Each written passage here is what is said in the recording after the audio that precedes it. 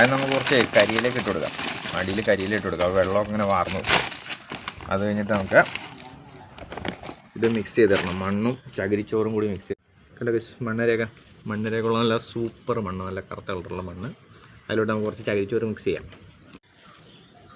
നമുക്കല്ലേ ഇട്ടല്ലേ, നമുക്ക് ഈ ചകിരിച്ചോറ് ഇതിൽ മിക്സ് ചെയ്ത് കൊടുക്കാം. കുറച്ചിട്ടാൽ മതി, അധികമൊന്നുമല്ല.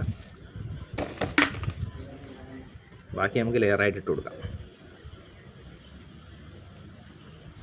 കുറച്ചുകൂടി ഇടാം അല്ലേ.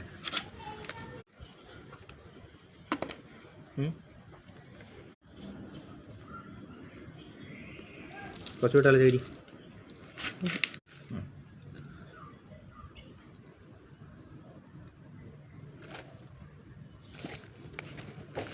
മിക്സ് ചെയ്ത മണ്ണ് അതിനകത്ത് ഇട്ട് കൊടുക്കാം. ഈ ചകിരിച്ചോറും മണ്ണും കൂടി മിക്സ് ചെയ്താണ്. കുറച്ചിട്ടിട്ട് കുറച്ച് ചകിരിച്ചോറ് ഇച്ചിരി ഒരു ലെയർ ഇട്ട് കൊടുക്കാം ചെറുതായിട്ട്. ഓക്കെ, ഒരു ലെയർ കുറച്ച് ചകിരിച്ചോറ് ഇട്ട് കൊടുക്കാം. അതിൻ്റെ പുറത്തോട്ട് ഇതുപോലെ തന്നെ മണ്ണ് ഒന്നും കൂടി ഇട്ട് കൊടുക്കാം. ആവശ്യത്തിനൊരു പൊക്കം വരും. നമ്മൾ ഉണക്കച്ചാണം പൊട്ടിച്ച് വെച്ചിട്ടുണ്ട്. ഒരു ലെയർ അത് ഇട്ട് കൊടുക്കാം. പൊടിയുണ്ട്, കുറച്ച് കട്ടയൊക്കെ ഉണ്ട്, കുഴപ്പമില്ല. കുറച്ചിട്ട് കൊടുക്കാം. അതുകൊണ്ട് നമുക്ക് കുറച്ചുകൂടി മണ്ണിട്ട് സെറ്റാക്കി ഇതുപോലെ.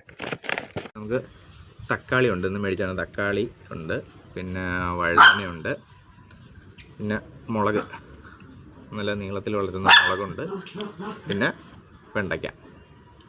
കുറച്ചേ മേടിച്ചിട്ടുള്ളൂ. നമുക്ക് പരീക്ഷണാടിസ്ഥാനത്തിൽ ഒന്ന് വെച്ച് നോക്കാം. അത് കഴിഞ്ഞിട്ട് നല്ലോണം ചെയ്യാം.